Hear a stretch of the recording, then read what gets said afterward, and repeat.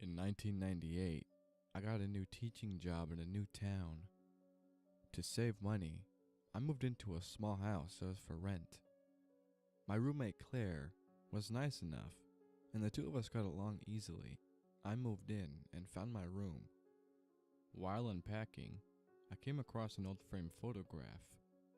3 men dressed as hospital orderlies were sitting together in the living room of the house. These 3 men had once lived in the house I was now renting with Claire. I didn't want to throw away the photograph, it didn't seem right, but I didn't want to keep it either. I chose to hang the picture up in the living room as decoration and a reminder of the friendship that once bloomed in the house. On the first night, I was awakened by Claire stumbling around in the dark in my bedroom. Flipping on the lights, I saw Claire and realized that she was sleepwalking.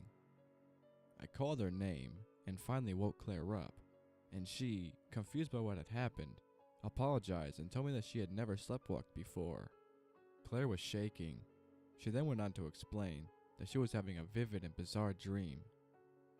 In her dream, she was in a hospital, and a woman, a patient, was holding her hand and leading her down the hallway as if the woman wanted Claire to see something. The next morning I went for a jog and spotted an abandoned building a few blocks away from the house. The building was massive, the windows were broken and doors were chained. There were no signs on the outside of the building, but by all outward appearances, it looked like a hospital. I was staring at the building as if at a trance, when I noticed that there was something or someone looking back at me from the 5th floor window. As soon as I made eye contact, it disappeared. The whole area, the building, and the quiet creeped me out. I ran for home. That night, Claire and I sat down together to watch a movie, drink some wine, and talk. When I brought up my crazy ex-boyfriend, Claire laughed a little. She remarked that my boyfriend sounded like her during her wilder days.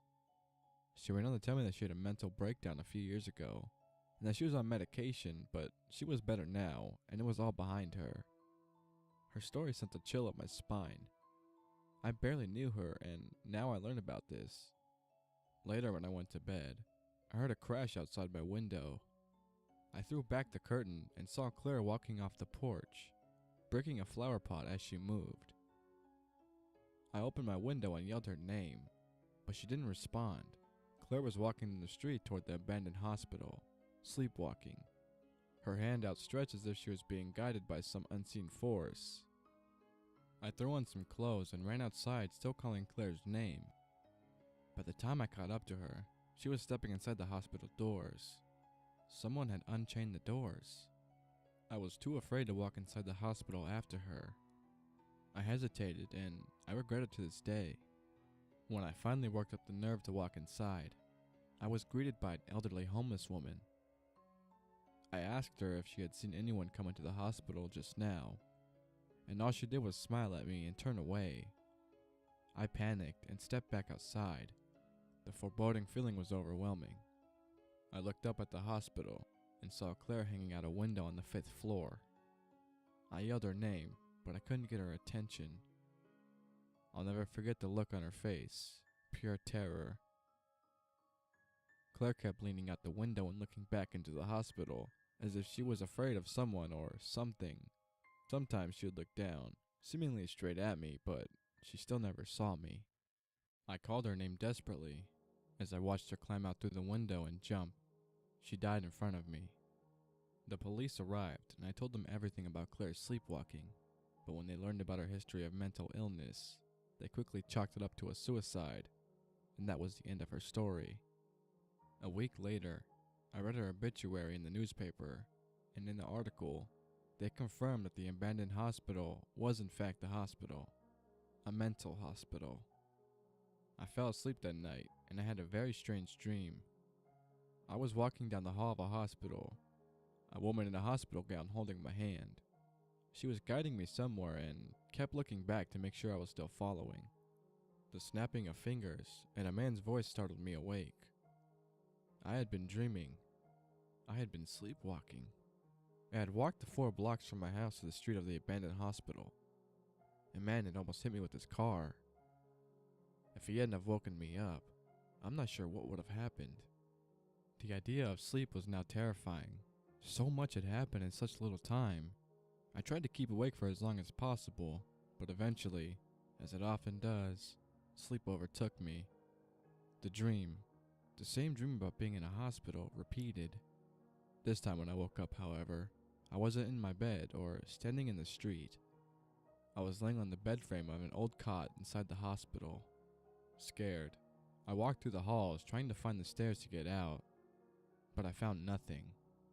I heard muffled voices and screams coming from all the empty rooms that lined the halls. I rounded a corner and came face to face with 3 people, all dressed as patients. One patient was the woman from my dream.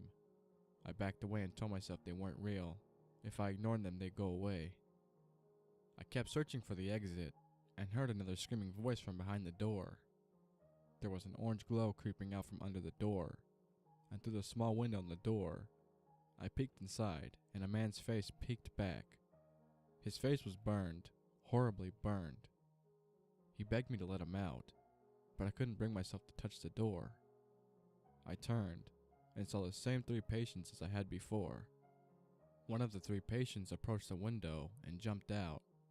I looked out the window, but I didn't see them. I saw 3 orderlies running from the building in a panic. I yelled for them, but they didn't stop. That's when I smelled the smoke. I turned and saw the orange flames stretching out from under the door and the smoke filling every hallway.